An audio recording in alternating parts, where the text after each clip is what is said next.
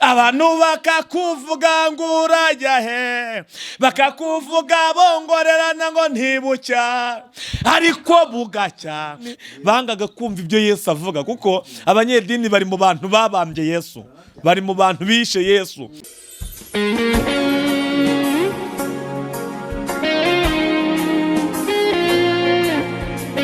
Twongeye kuba ikaze bakunzi b'ubugingo bushya Gospel TV n'Ibahe TV. Amahoro y'Imana abane namwe. Mukozi w'Imana turakwishimiye kongera kubabona. Yego, wakibwira abantu badukurikiye cyane ko ndabona mwiteguye rwose, ari amakuru yizewe mutuzaniye. Wakibwira abantu badukurikiye no kugira ngo dukomeze n'izindi gahunda. Murakoze. Amakuru yo tuba tuyafite, ijuru ryarayaduhaye. Hari abantu basanzwe banzi, hari n'abandi bambonye ari ubwa mbere. So mwese ndabashuje mu izina rya Yesu, Imana ibahe umugisha. Mazina yanjye nitwa Mushimiyimana Bosco, bakunze kunyita Haburagato. Haburagato niryo zina abantu bakunze kumenyaho. Hanyuma mwese rero nishimiye kubana namwe hano ku bugingo bushya ku Ibahe TV. Imana ibahe umugisha. Imana ishimwe mukozi w'Imana, kandi turabishimiye cyane ko hari n'ukundi kuntu kwizanja nk'ubonaho kuramya Imana ndetse n'ivuga butumwa mu buryo butandukanye. Reka n'ubundi twiragize Imana kugira ngo ikiganiro cyacu kize kugenda neza.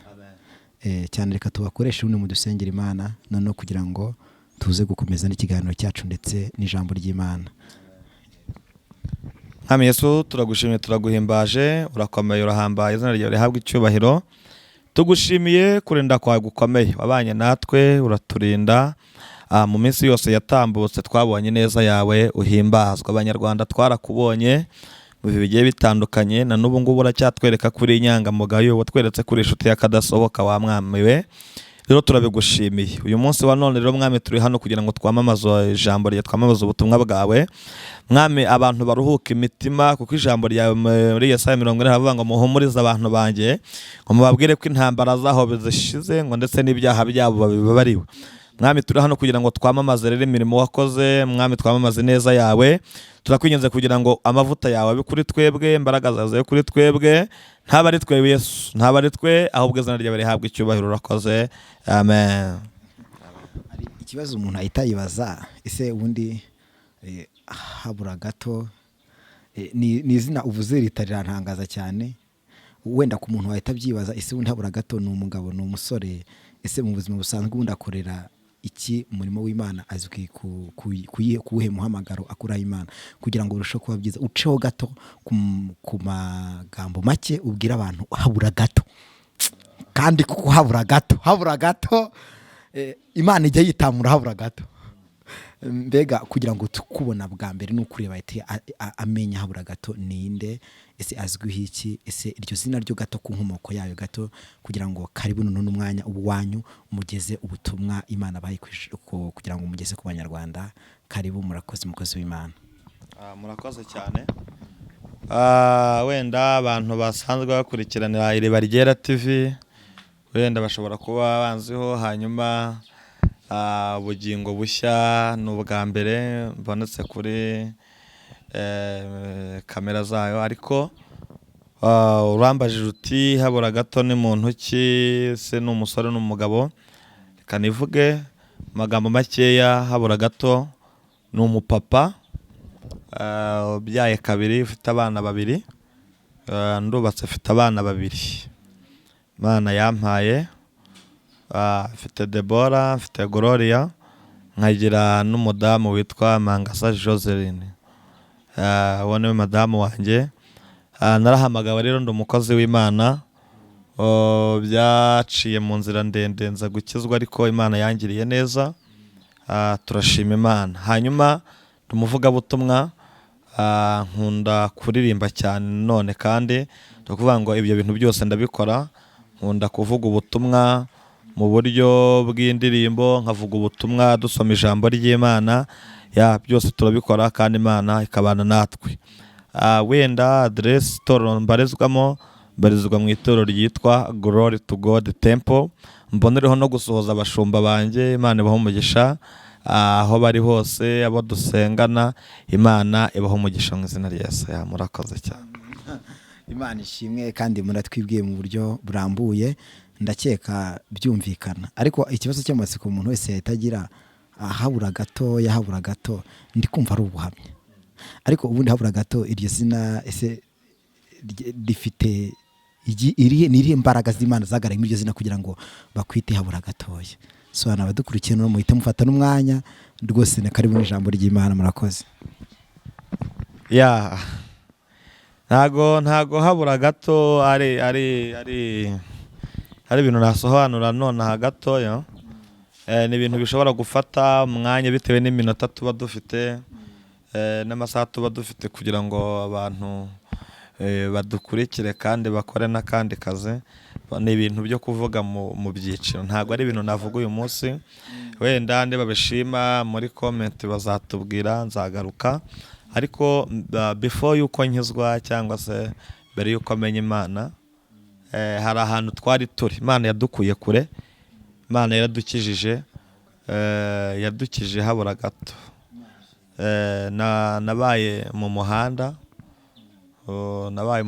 baranze abantu babaye ku Muhima, abantu babaye muri Sahara Kicukiro, abantu babaye muri korodoro Kicukiro, baranze. Ninjye bitaga shitani, ninjye bitwaga shitani, niryo zina banyitaga. Ku bikoresho twafatagaho, mvuze ibikoresho we ntiwabimenya. Ariko ku bikoresho twarafataga. Hanyuma Imana itugirira neza rero, tugirira neza, turarokoka, tumenya Imana, bega natwe tubarwa mu bana b'Imana. Naho ngaho izina habura gato ryavuye n'urugendo rurerure. Imana ibahe umugisha.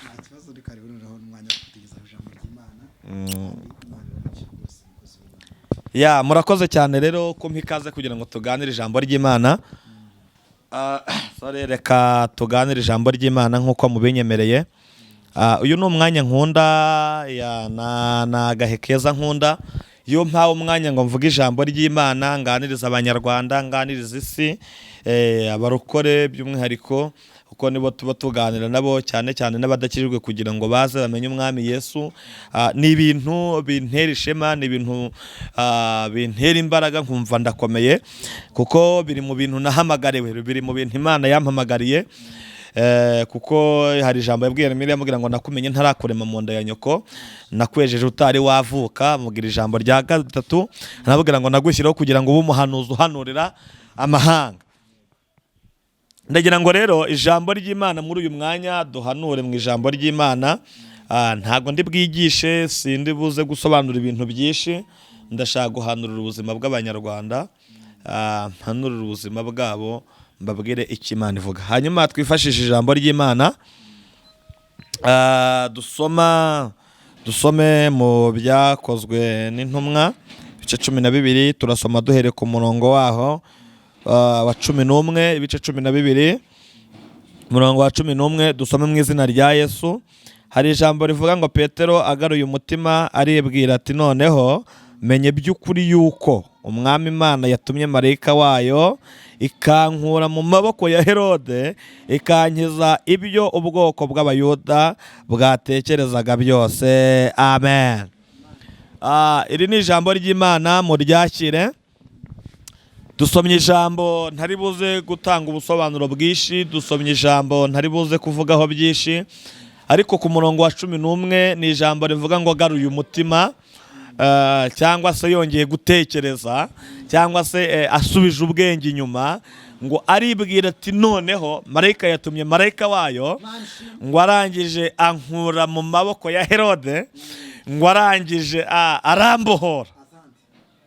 Sifa kwa Mungu. Iri ni ijambo ry'Imana. Somye ijambo hereye hariya mu bice 12 ugahera ku murongo wa mbere. Bibiliya iravuga ngo umutwe w'amagambo aravuze ngo Herode ashaka kwica Petero, marayika aramukiza.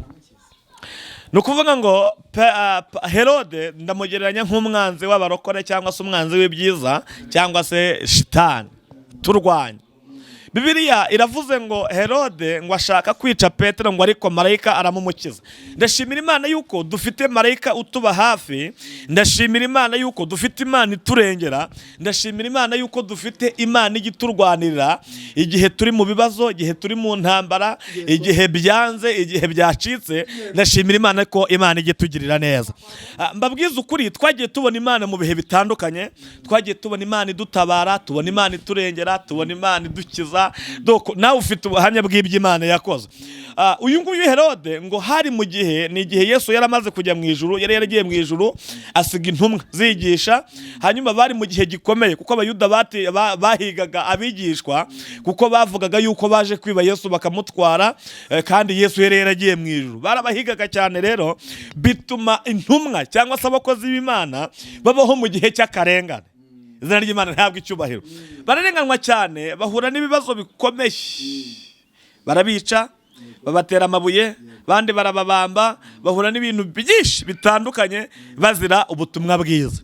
Herode rero nawe yari umuyobozi w'abayuda cyangwa se yari umwami wabo. Hanyuma aba bayuda nabo bakaba bari abanyedini, bangaga kumva ibyo Yesu avuga, kuko abanyedini bari mu bantu babambye Yesu, bari mu bantu bishe Yesu, ntago bashaka kumva ubutumwa bwiza. Ndakubwiye ngo Imana izagukure mu idini. Hari abantu ba mu idini ugasanga bazi ko bakijijwe ariko ntibakunda ubutumwa bwiza kubera kuba mu idini, ariko Imana ishimwe yuko igenda idusobanurira ukuri. Hanyuma uyu Herode rero aza gufata umwe witwaga Yakobo, aramwica, amujijije ubutumwa bwiza. Uyu nawe yari umwe mu bakozi b'Imana. Abasobanura ba Bibiliya bo barabizi cyane, cyangwa se abize Bibiliya, harahugera ugasanga Yakobo afite ibintu yapfanaga na Yesu, bavaga indimwe. Ni nawe wanditse uru rwandiko rwe Yakobo, arandika aravuga ngo hahirwa umuntu wihanganira ibimugerageza, ngo kuko namara kwemerwa ngo azahabwa ikamba ry'ubugingo, ngo iry'Imana yasezeranije abantu bayikunda. Izina ry'Imana ntabwo icyubahiro. Avuga ibintu bikomeye, avuga kwihangana, aravuga ngo ndetse mureke kwihangana kwako ngo gusoza imirimo yako. Ariko Imana iguha umugisha wowe udukurikiye hano kuri cano ubugingo bushya ku Iriba Ryera TV. Imana iguha umugisha. Ngo uyu mugabo aramwica biremera, baramushyingura nk'uko bisanzwe. Ngo icyo gihe abayuda bavuza impundu, ngo barishima cyane, baranezerwa cyane, ngo bishimira yuko Herode afashe Yakobo akamwica biremera. Icyo gihe ngo Herode nawe yumva arishimye, ngo kuko yari amaze kunezeza abantu ayobora, yari amaze kunezeza abayuda, abonye ukuntu bishimye bamubwira ati ni wowe uri umuyobozi, turakwemera Herode wacu, doko bamushyira hejuru, ibintu abona biremera. Avuga ati noneho hari ikindi cyamamare nze, uyu nguyu witwa Petero, hari ibintu mukundira. Icya mbere, Petero yagiraga ukuri muri we. Petero nta bintu byo guca ku ruhande. Hirya hano bari kugenda ubyibuke, hari ahantu bageze Petero arasonza, ahura n'inzara. Inzara iramurya. Petero abwira Yesu, aramubwira ati Yesu mpibiryo, ndashonje rwose, genda ndashonje mpibiryo. Yesu aramubwira ati mwerekeze mu masaka mujye gusoroma. Abaha amasaka bararya. Ikindi gihe aricara aramureba, yari yaramukurikiye. Ubundi Petero ntago namuvugaho byinshi, ariko mu bintu byamujyanye kuri Yesu ntago yari agiye gukizwa. Mu bintu byatumye ajya kuri Yesu ntago yari agiye ashaka kubwiriza ubutumwa bwiza cyangwa se kugira ngo abe icyo agomba kuzaba cyo. Ikintu cyamujyanye, yashakaga kwihimura ku Banyeroma. Kubera iki? Aba bantu Petero yari mu bantu barwanishaga inkota, ari nacyo kibatunze. Hanyuma Abaroma rero baraza barabakubita, barabanesha, uko barwanishaga inkota ziruta izo barwanishaga. Hanyuma icyo gihe bituma Petero rero atakaza imbaraga ziwe, bituma ajya kuroba ashaje. Icyo cyamujyanye ku nyanja. Agiye ku nyanja tangira kuroba, ariko na ya nkota arayigendana. Cyo kituma imyaka yose yegendanye na Yesu burya inkota yarayigira. Ndumiye ko Imana ibaha umugisha. Ejo bundi hari umuntu nabonye kuri WhatsApp ari gushima Imana avuga ngo wari warambwiye ko nzumirwa, ngo none ngo ndumiwe. Ari igihe Imana igutabara ukumirwa. Imana imuha umugisha ahantu ari. Natwe Imana igitugirira neza twibaza se Imana ni twebwe ibikoreye ese inciye iki? Ariko ndashimira Imana ko idutabara nta kirebyeho, tareba ahantu tuvuka, tarebye imiryango, tarebye amashuri, tarebye iki, ahubwo Imana ikadutabara kubera urukundo rwayo. Mbabwiza ukuri, Imana ntabwo idutabara kuko twize menshi, Imana ntidutabara kubera ko tuvuka mu muryango w'abakomeye, Imana ntidutabara kubera ubutunzi dufite, Imana idutabara kubera urukundo rwayo. Imana iradukunda. Petero yabayeho afite inkota, ajya ku nyanja yiga kuroba ashaje, yumvishe yuko hari umugabo witwa Yesu uri kuza atoranya abantu, akajya asenga ngo nanjye icyazampakangeraho. Ngo icyo gihe ngo Yesu aza kumunyura harimo aramubwira ngo sigurira urwo rucundura rwawe unkurikire. Amukurikira atyo. Ariko yagiye avuga ati ariko si uyu mugabo ubu ngubu bwaje ari umwami, yumvishe ko ari umwami w'abisi bose. Aravuga ati ubu ngubu Abaroma tugiye kubakubita, tubirukane, bamenengane bagende, hanyuma noneho buriya noneho ubwo bari baratwirukanye nanjye nshobora kuzaba nk'umugaba w'ingabo cyangwa se nkaba minisitiri runaka cyangwa se nzayobora ishami runaka. Doko yagiyemo yishakira umuyobozi. Mukurikiye kabiri abona Yesu ntagera aho arara, abona ntateka, abona ntahindura rugabire. Haleluya. Doko abona ikanzu ntayivamo. Yumva biramucanza, avuga ati uyu mugabo twakurikiye katubwira ngo azatugira umurobyi w'abantu, kaba adahindura ikanzu, kaba atakuramo rugabire, kaba atagira ahantu arara, twirirwa tubwiriza tukajya kurara ku musozi, ubundi bizagenda bite? Aravuga ati ngiye Petero sinzagenda mu kigare. Numva ashaka kuvuga bikeya nkasenga Imana tukazakomeza. Mu gihe bicaye aravuga ati ariko Yesu waraduhamagaye n'ibyo turagendana, turi kumwe kandi turanakwemera turakuza, ariko mbabarira ubanza unsubize ikibazo ngiye kukubaza. Twebwe Imana ishimwe, twebwe wansanze ku nyanja nararobaga, nubwo inshundura zari zimaze kunsazana ariko naradodadodaga bigakunda bikemera, nashyiramo nkabona ifi nkijyana ku kiro nkabona amafaranga siva kwa mu. Mfite madamu, mfite umuryango, mfite iki, maze iminsi itari mikeya ndimo ngukurikira. Nturenga banza umbwire, twebwe twasize ubwato tugasiga insundura tugasiga ibintu byose tukagukurikira, ubundi uzaduhemba iki? Nsubiza cyo nakundiraga Petero. Ngo Yesu arangije aramubwira ngo ibyo mwasize abemeye bakabisiga bakaza bakankurikira, ibyo mwasize mukiri mu isi banza ubwire umutima wawe, ubwire ngo humura ntago turuhira ubusa. Ndagira ngo nkubwire ngo ntago turuhira ubusa, abarokore ntago turuhira ubusa, abaririmbyi ntago turuhira ubusa, abapasiteri ntago turuhira ubusa, bavuga butumwa ntago turuhira ubusa. Imana yaduhamagaye izatugirira neza kandi ifite n'ibihembo byo kuduhemba. Duhereze Imana icyubahiro. Ndagira ngo mbabwire ko tutaruhira ubusa. Yaravuze ngo abasize ibyabo bakabakurikira, ndagira ngo mbatangarize itangazo yuko mutaruhira ubusa mukiri mu isi. Ibyo mwasize nzabahereza ibi biruta inshuro 100. Cyo ni icyambere. Cya kabiri kandi kigeretse kuri icyo, nzabaha n'icyo bita ubugingo buhoraho. Reka mbabwire ikintu gikomeye Yesu yatwemereye. Yatwemereye ubugingo buhoraho. Ibindi birashira, ubutunzi burashira, amafaranga arashira, ubwato burasaza, imodoka zirahirima, indege zihanuka mu kirere, banki zirashya, amafaranga akagenda, ibintu bikarangira. Ariko yaravuze ngo nyuma y'ibyo nzabaha, nyuma y'ubutunzi, nyuma yo kubaha inshuti, nyuma yo kubamamaza, haleluya, aravuga ngo nzabaha n'ubugingo buhoraho. Hari ikindi tubikiwe ubugingo buhoraho. Uyu niwe Petero rero nshaka kubabwira. aravuga ati doko abazi icyo kibazo igisubizo yahawe sicyo yarateganya kwahawe. Yaravugaga ati wenda nitumara gufata isi cyangwa igihugu nshobora kuzafata umurwa mukuru wa Roma akaba ari njye nkuyobora, cyangwa se i Nazareta wenda bakahaba nkahayobora, cyangwa se nkabo tuko ibintu bikagenda neza. Atangazwa no kumva bamubwira ngo nzabaha ubugingo buhoraho.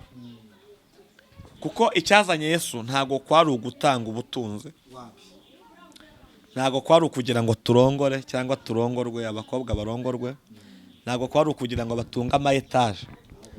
Hari abantu bibeshye bakurikira Yesu bazi yuko ari ikinyenga, ari ukurya, ari kurongorwa, kurongora, kubaka ama etaje, ibintu byose. Ariko icyazanye Yesu ngo kwari ukugira ngo zibone ubugingo. Haleluya! Ngo kwari ukugira ngo zibone ubugingo, ngo ndetse bwinshi. Buriya niyo mpamvu kuba nta mafaranga ufite ukaba uriho, ukaba wubaha Yesu, buriya ntacyo bimutwaye. Ni ukuri ikintu gikomeye n'ubugingo buhoraho. Herode nawe atangiye akazi, shaka kumwica Petero aramwica. Ndagira ngo ngera ahantu nisengera Imana, ariko ndashaka gusoza mbabwira ikintu kimwe.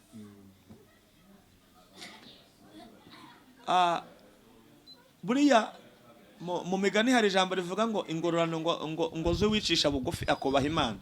Cya mbere ni ubukire, cya kabiri ni icyubahiro, cya gatatu ubugingo buhoraho. Mu bihembo Imana itangamo n'ubugingo buhoraho. Burya nubona usubijwe kakira ubutunzi cyangwa se ukakira ibintu bitandukanye, ariko ukabona uri gusoza ukora ibyaha, ujya mu byaha, ujye umenya ko atari Imana yagusubije. Iyo Imana iguhaye ubutunzi, iguha icyubahiro kandi ikaguha n'ubugingo buhoraho. Imana ishimwe.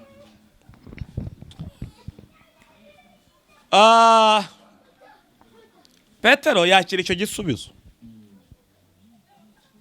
aravuga ati ntacyo. Aramukurikira, aragenda. Igihe kiza kugera, Yesu aramubaza ati ariko ubundi Petero urankunda? Ati ndagukunda. Urankunda? Ati ndagukunda. Mubaza ubwa gatatu, Petero urankunda? Ati mwigisha nawe urabizi ko ngukunda. Iyo Petero yari atarakira umwuka wera, ariko akagira impano y'ubwenge muri we, ibyo Yesu akanabimukundira. Bibiliya iravuga ngo bagiye kumugambanira, avuga ati we ndabona uza kunyihakana inkoko itarabikura. Bamaze kunyihakana gatatu, bafata Yesu nigendere, baramujyanye baramutambikanye. Petero barenga hinguka, bagera ahantu bicaye ku muriro bari kota. Umwe ati kandi nawe wari uri kumwe na Yesu. Petero ati reka rimwe, bigira imbere. Atarya we ntiwari uri kumwe na Yesu? Ati reka nta nubwo Mose. Bigira imbere nanone ati kandi uyu nawe yarari mu bari kumwe na Yesu. Akimwihakana, inkoko birabitse, ahita atekereza amagambo Yesu yamubwiye. Unkurikire ngiye gusenga Imana. Arangije arasenga, arihana, abwira Imana ngo mbabarira. Amarira aramanuka, amarira araza. Mbabwiza ukuri, turi mu isi y'ibyaha, turi mu isi yo gucumura, ariko mujye mwibuka no kwegera Imana muyisaba imbabazi. Gusaba imbabazi si ububwa, ahubwo ni ubugabo. Guca bugufi si ububwa, ni ubugabo. Dufite leta y'u Rwanda igira iyerekwa, dufite leta y'u Rwanda yerekwa. Imana imuhe umugisha umubyeyi wacu Paul Kagame, harerekwa. Yaravuga ngo iyo wembeye icyaha ukanagisabira imbabazi, ugabanyirizwa ibihano. Nuko ubundi principe y'Imana imeze. Imana ikunda umuntu wemera ntikunda umuntu wihagararaho ngo njye ndi umugabo ngo sinakwemera. Kwemera ni ubugabo. Iyo wemera Imana ikugabanyiriza ibihano. Petero amaze kwerekwa, amaze kubyemera, byatumye Yesu amugirira icyizere. Mbibutse yuko ari nawe wasigaye ari apotere, ni nawe mushumba w'itorero mukuru dufite.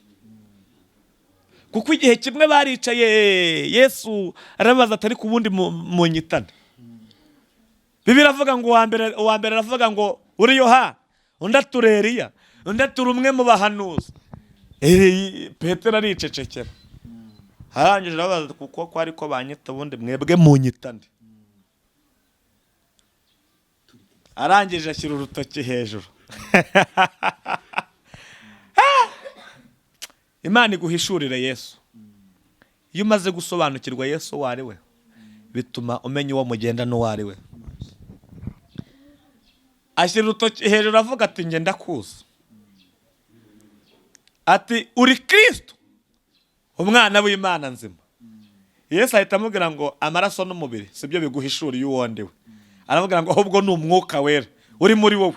Aramubwira ati kandi kuva uyu munsi ntukizwe Simoni. Yitwaga Simoni, bisobanura ngo urubingo rusadutse rudafite ikintu rumaze, doko rutakubaka inzu, utakoresha ikintu na kimwe, urubingo rusadutse rudafite icyo rumaze. Aravuga ngo ntukizwe Simoni, ahubwo nkwise Petero, bisobanura ngo ni urutare. Aravuga ngo kandi kuri urwo rutare ngo niho nzubaka itorero ryanjye. Ndagira ngo munkurikire nsenge.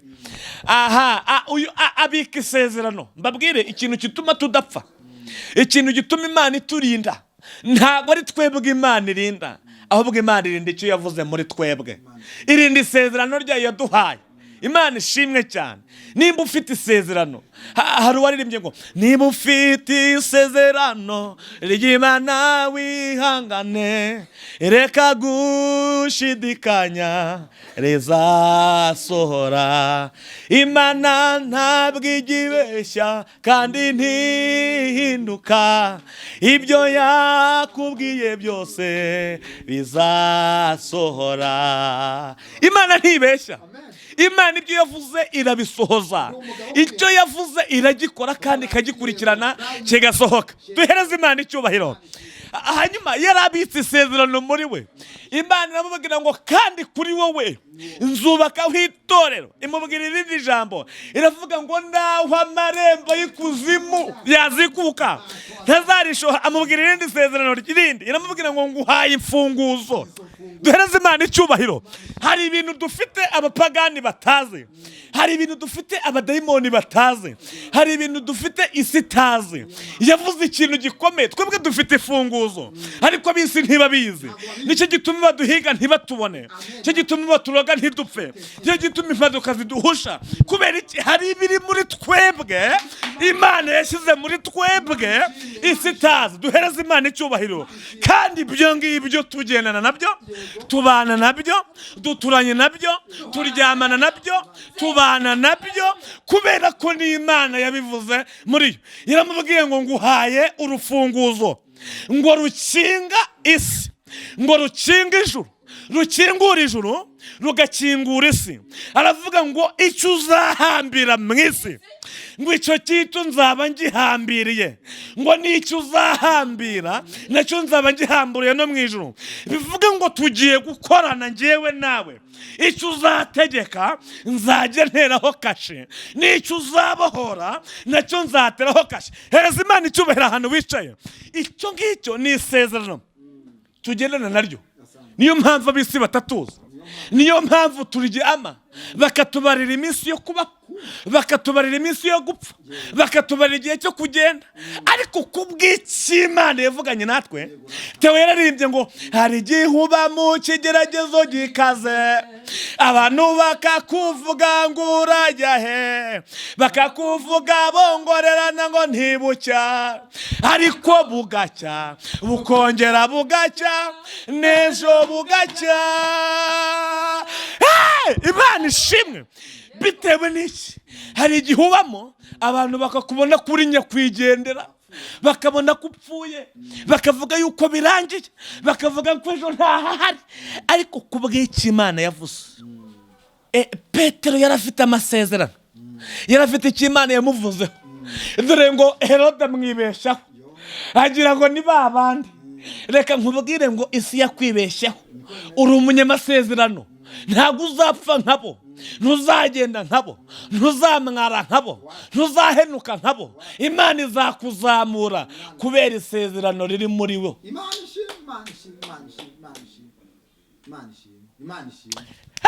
Peter zawa higi imona drasa yigo. Izina ry'Imana rihabwe icyubahiro. Hari neza y'Imana ku Banyarwanda, hari neza y'Imana ku gihugu cyacu, kuko Imana ikomeje kuturamburira amaboko. Dufite Herode urimo uraduhiga, ariko ndagira ngo mbabwire ngo yatwibeshyeho.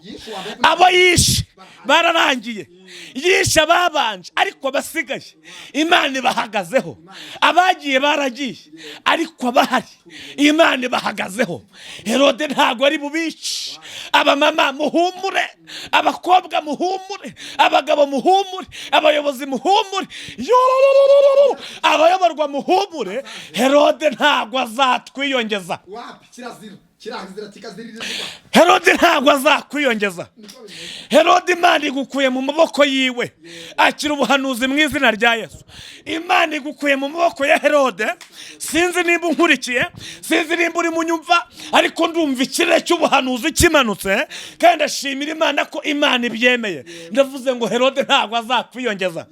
Baracuruje barahomba, Herode arabyemera, agira ngo nawe azakwiyongeza. Uhomba ujye gusaba, ntago uzahomba, kuko Herode ntago azakwiyongeza.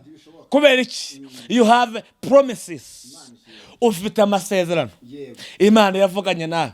Uzajya kubw'iki Imana yavuze, uzagenda kubw'iki Imana yavuze, uzazamuka kubw'iki Imana yavuze, uzarama kubw'iki Imana yavuze. Izina ry'Imana rihabwe icyubahiro. Ngo afata Petero. Imana yavuganye n'abadahari, Imana yaganiye n'abadahari, ariko Herode arabishe. Herode ashira isoni mw'Abanyarwanda. Herode nta mwara, ariko ndashimira Imana yuko igihe cyo kumwara kwa Herode kigeze.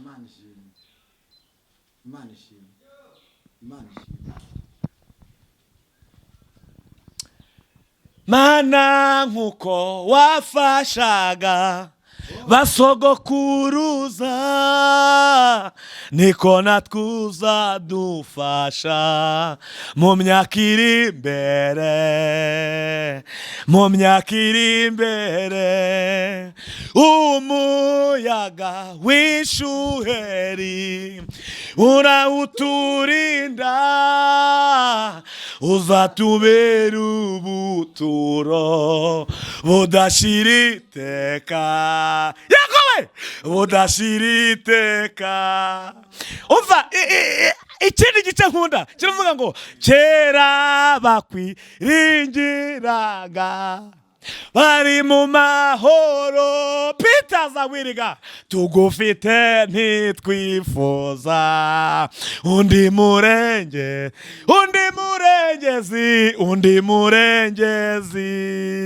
Umvira iri jambo ngo imyaka ijya n'iby'iyisi, shuti we nk'amazahurura yererere bikibagirana vuba nk'inzozi z'umuntu, nk'inzozi we, nk'inzozi z'umuntu. Muri byo yavuze ngo Mana nkuko wafashaga, nkuko wafashije ba Petero bagahagarara bakaguhamya, ukabakura muri ziriya nzu za gereza, ugafasha abatubanjirije, ugafasha aburahamu, ngo natwe abari kudufasha muri iki kinyejana turimo. Haleluya. Ngo tugeze ku gupfa, tugeze ku gupfa. Haleluya. Imana ibahe umugisha. Ngo afata Petero, ngo agira ngo niko bizagenda. Ngo ariko agira umwaka, ngo asanga ngo ni mu gihe ngo cyo kurya imitsima idasembuye. Bibiri iravuga ngo bamugira inama byegera bye bati mushyire muri gereza tuzamwica iminsi mikuru yo kurya imitsima idasembuye irangiye. Tuzamwica.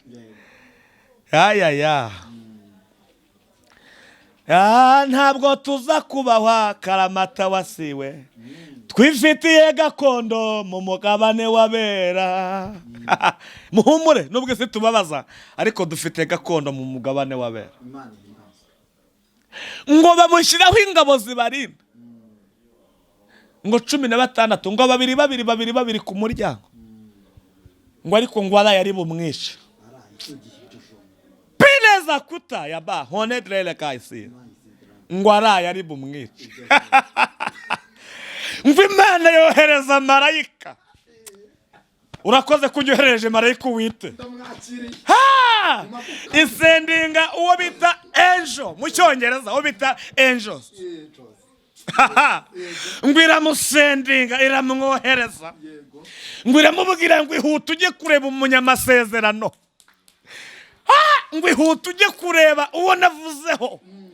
Agiye gupfa kandi si igihe cyo gupfa. Bwira mugenzi wawe ngo ijoro wari gupfamo niryo Imana yohereje marayika kugira ngo agutabare. Icyo gihe wari gusebera nicyo gihe Imana yohereje marayika kugira ngo akurinde igisebo. Ngo yohereza marayika, icyanu cya mbere yakoze ngo yamukomanzeho mu mbavu, bisobanura ngo uracyariho kandi ukomeje kubaho. Ngo aramukomanga, ikintu cya mbere amubwira ngo byuka. Mu cyimbo cyo ahantu warusi, iyo umuntu aryamye ntagenda. Iyo umuntu aryamye hari ibintu doko nta bundi buzima buba bukomeje, ariko aramubwira ngo byuka. Biravuga ngo arabyuka, bisobanura ngo ubuzima buracyakomeje. Ngo arangije kubyuka, ngo aramubwira ngo kweta inkweto, bisobanura ngo ubutumwa bwiza buracyakomeje. Uracyakomeje imirimo mu izina rya Yesu.